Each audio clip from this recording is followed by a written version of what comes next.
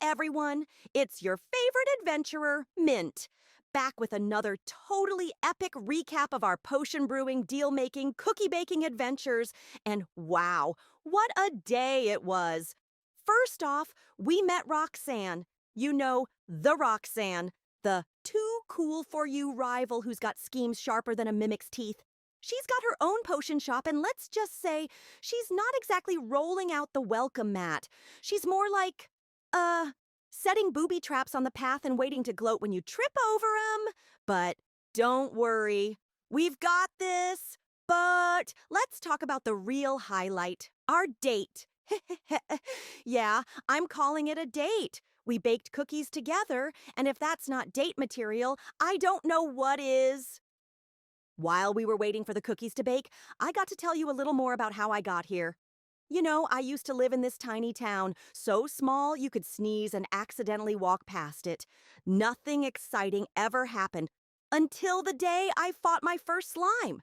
It was just a little thing, but taking it down made me feel something like I was meant for more. So I packed up, said goodbye to my dads. Gods, I miss them sometimes, but Rafta feels like home now. Every dungeon, every new potion, every challenge. It's exactly where I want to be. Would it be weird to have ramen for breakfast? Oh. There she is. If I wasn't so distracted by you, I'd hate you. Where else would I be? The way I've heard it, all over town. You call me a slut? I have to admit, I'm impressed with what you've accomplished. Still on track to enter that competition, are you? I had my doubts, but you've proven me wrong. Well, thanks. That's big of you to admit. Oh, nonsense. It's obvious to anyone how hard you're working. The bags under your eyes tell the tale. I know you're busy, dear, but there's always time for a bit of self-care. What? So catty. That came out wrong. Forgive me. I only mean to say you look utterly haggard. I know what you're doing, Roxanne, but it isn't going to work. You just come in here to bully me? And if anything's haggard around here, it's your mean girl routine. Well, I certainly don't have to stand here and be insulted. I have work to do, and it just so happens that I'm in the business of putting you out of business. That's not good. That dirty sneak. Who are we talking about? Roxanne. She keeps throwing curveballs at me. Perhaps. Although whether or not wicked intentions are afoot, the local economy is turbulent. If we've any hope of surviving, we must be nimble, versatile, unfailingly vigilant. It would be easier if I had room for more cauldrons. Imagine if I could brew more than one type of potion at a time. Yeah, imagine. Of course, if I were making more potions, I'd also want more shelving space. You're right. Carpentry could be a worthwhile investment, so long as you don't blow through your meager profits. Gotta spend it to make it. Only where do I spend it? Do you know any carpenters? I've heard of one, a witch of great skill who lives at the very edge of the forest. Saffron is her name. All right, I'll fly out there and introduce myself. You know, in all my ample free time. And yet you still find time to complain to me. Come on, you're my best bud. Let's travel. Oh. A new friend? It's nice out here. Sorry about that. I was just securing the timber I need to put the finishing touches on a new galleon. I think I'm in love. You're building a whole galleon? From scratch? Well, nothing is made from nothing. The forest provides everything I need for my projects. And every carpenter should build a fleet every now and then. Keeps you sharp. My name's Saffron, by the way. Would you like to hear more about my services? That's why I'm here. I'm Sylvia. I run a potion shop in town. Hello, Sylvia. You're most welcome here. And if potions are your business, then sooner or later you'll need fuel for your cauldron's fire. I can supply whatever you need, from the magic-infused hardwood of this enchanted forest to more exotic fare. Sounds amazing. Hold on now, that's only the half of it. I'm also a fully licensed carpenter of no small skill. Looking to make the most of your limited space? I'll fix her up in no time. Now, what did I miss? Was there anything else you were looking for? Maybe some advice? I'm still pretty new to running a business. And I've been at it a long time. Really? How old are you? Well, there's your advice, I suppose. Never ask a witch her age. Eep, sorry. Sorry. I didn't mean to be rude. Oh, just teasing. Don't ever apologize for being curious. But I noticed you aren't answering the question.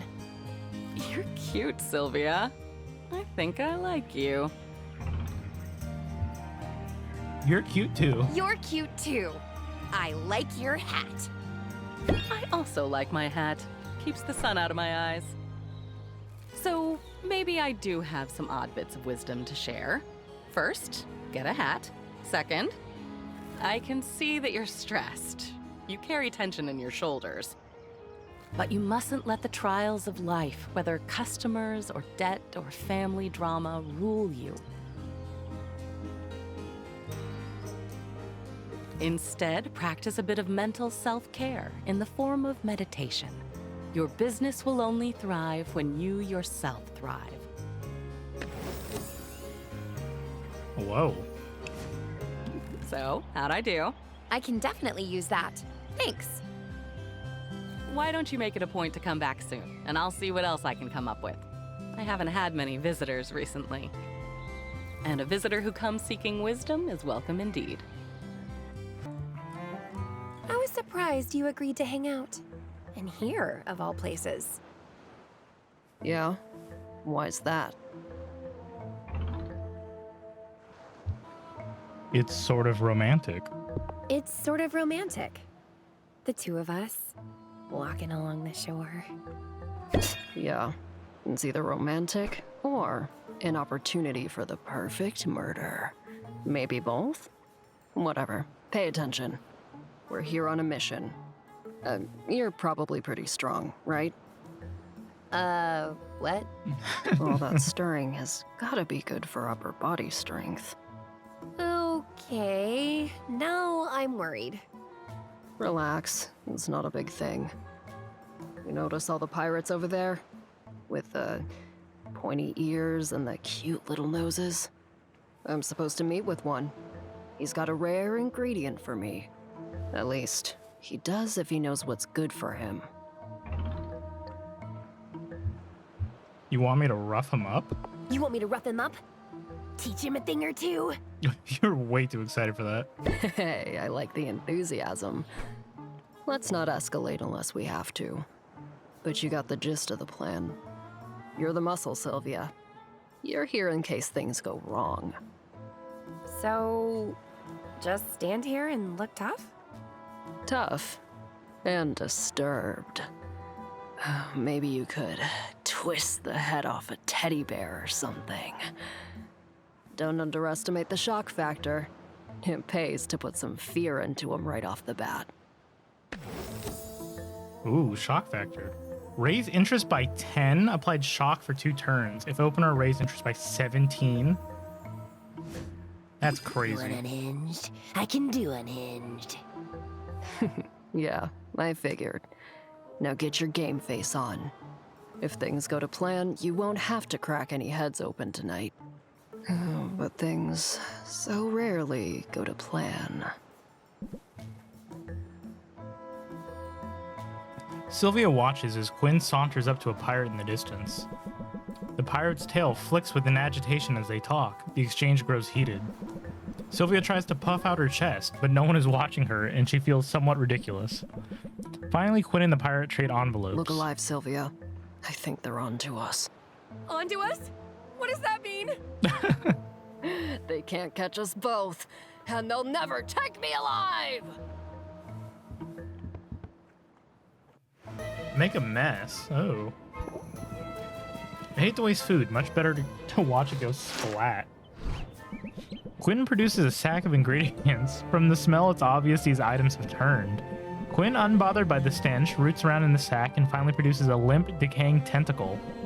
Sylvia watches Quinn hurl the tentacle toward the ground far below. After a long moment, it splatters against the dirt road. Quinn then holds the open sack out to Sylvia, who shrugs and roots around for a tentacle of her own. Good time, Sylvia. I'm pretty sure the last fish hit terminal velocity, and a tourist. Sylvia feels a fair amount closer to Quinn and moderately less stressed. Oh?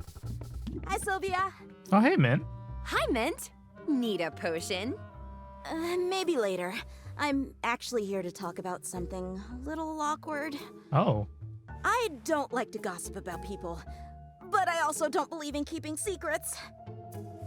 Sometimes it can be an impossible bind. Whatever you need to tell me, I can keep it in confidence. It's about Roxanne. I know you're scheduled to go up against her in the competition, and I think she's up to something. She definitely has an up-to-no-good air about her. But it sounds like you're talking about something specific.